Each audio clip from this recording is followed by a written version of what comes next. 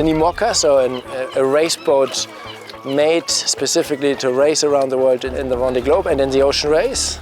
There are no other boats made for that, or very few other types of boats made for this purpose. So things with the IMOCA 60s is their development class.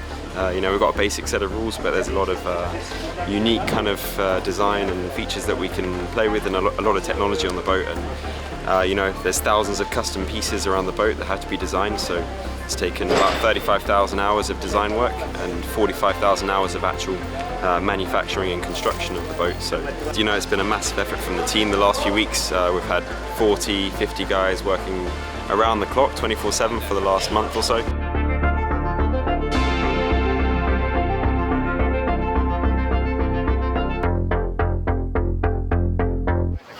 My feeling is that there's very little contradiction between an ocean race concept and the Vendée Globe. The crew number for the ocean race is 4 sailors and a media man, and typically IMOCA is designed for minimum 2 people.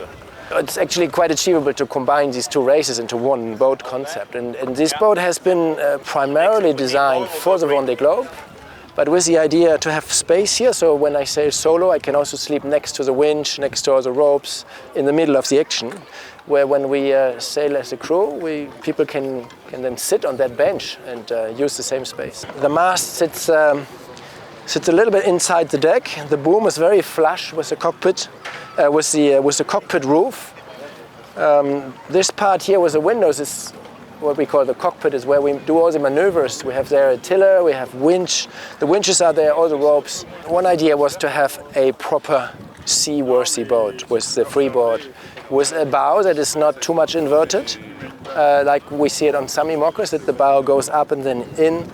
It has rather flat sides in the front, and it's a pretty high bow. We've gone for a very scow bow shaped boat, very rounded in the hull, and the idea with these kind of shapes of boats is to really deal with kind of Southern Ocean and extreme conditions, dealing with bigger waves and bigger winds. So that's kind of the main feature and the kind of newer shape that we've got with our IMOCA 60. But as well as that, we've really tried to put sensors on absolutely everything on the boat to work out what's actually going on. We have plenty of sensor. We have also plenty of fiber optic. When I mean sensor, I mean load sensor, to make sure that we use properly the boat and we are not going to break everything, like the mast or a foil or the hull or something like that. And then it's a big work on land to analyze this data. With the foils and with the flying of the boats now, there's so much load, so much extra strains going through the boat. These foils have been designed with VPLP, both structurally and as well as from the shape point of view. And they call it Chistera foil. We have seen Dali foils and L foils and different shapes, so C foils on some boats. So these they call Chistera, which is basically a cricket thing. And so inside the boat it curves like this, or on this side like this. It means when we lower the foil, the tip will come down, and therefore we can play with different modes of using this foil, with kind of more canned down, with the flatter foil that gives more lift, or with a kind of more V foil in the water that hopefully then regulates itself for more stable flight. We will cover parts of the solar panels with the mainsail, but they will produce energy also even if they are not exposed to direct sunlight. They are much more efficient solar panels than we had on the previous boat. It's the same manufacturer, Solbian. And a lot of thought has gone into this. So this is our primary energy source. When we do very long ocean passages, we can actually consume energy without being constrained by the weight of fuel. If we think of the long leg we're going to do in the ocean race from Cape Town to Itajaí, there would be a large quantity of fuel, and the fuel would be much heavier than these solar panels. So we need that for the fiber optics, for the computers, for cameras.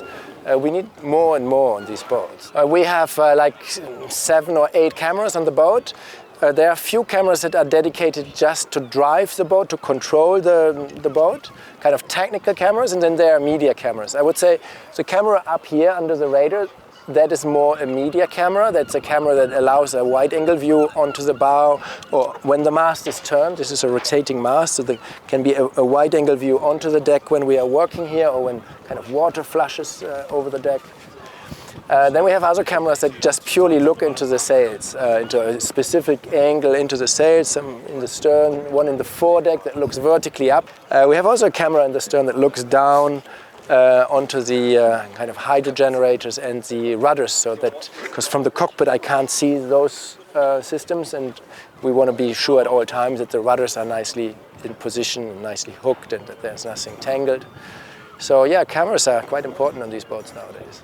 You can also, of course, like kind of dive through the window and look down if you want to just... Yeah, the idea is to here being able to communicate from the pit of the boat to the foredeck in a crewed situation, or solo, to have a very short way from the foredeck and jump down here and untangle a rope or anything if you're like dropping a sail or something. The essentials are all here. We have kind of all the ropes coming here through a tunnel in the middle of the cockpit. We have winches here, 4 winches. We will install them just basically the morning when we go sailing the first time in a couple of days. Here we have like made some sort of bubble to be able to look forward, and this might be becoming also a steering position with the seat up high. So we're imagining to be kind of up here. And we have a tiller coming here, and then we can look forward and steer from here. Yeah, we have 2 tillers on the bow, one that connects here under the roof and out to here. And the same tiller can also go on deck for an outside steering that you might want to use at a race start or harbor maneuver. When we designed this part of the boat first, the idea here was to have a bench here where like 2 people could sit, or I can, a solo sailor, so when I do the Route du Rhum or the Vendée Globe, I can lie down here. If I need to do anything, I can just jump up and be right at the handles or at the ropes, etc. The autopilot will be on here, so that was kind of a wish that came, that evolved from the Vendée Globe. And then we added this big cabin in the back. Well, this needs to be completely enclosed because we need the volume when the boat sits upside down. If we didn't have that, we probably had half a ton more in the keel bar. So even if this is a little bit of weight, it makes the boat lighter overall. And at the same time, we take advantage to have a big living space here with 3 bunks on either side. Place for the onboard reporter, place for the navigator. We had a big reflection about bunks, about a nav station, to have a proper nav station, because it's always a mix about performance, about the weight you need to carry on, also about the comfort, if I can say that. For me, the past 2 months was mainly helping building the boat, installing the systems. How do you live? How do you make your food? Where do you go to the toilet?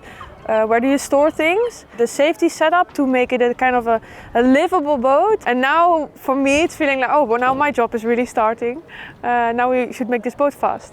We kind of divided the light situation. Here dark and here lots of light. So if you want to go for a longer nap, you probably can go here in a bunk.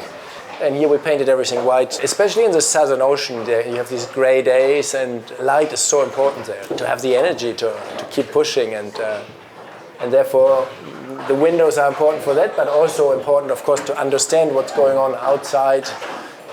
When you're trimming the sail, you can see it right from here. This boat can be used very well for a team because we made a very solid hull and platform. We can push the boat hard. We can also work very well together as a team and live well on the boat. And I think that's quite important. It's also a boat where we can enjoy being in a team at sea. And I'm really looking forward to that, to enjoy being at sea with a bunch of good friends. You know, I'm as curious as you. I have no idea how the boat will sail. I've been on a simulator, so you know a little bit. So we should see. Once we hoist the sail and we put the foils in the water, we see how it goes. I mean, super excited. You know, this is, if I think back the last few years, it's kind of been a dream to be launched and to be part of a team like this. Hopefully in about 6 months' time we'll be sailing it around the world.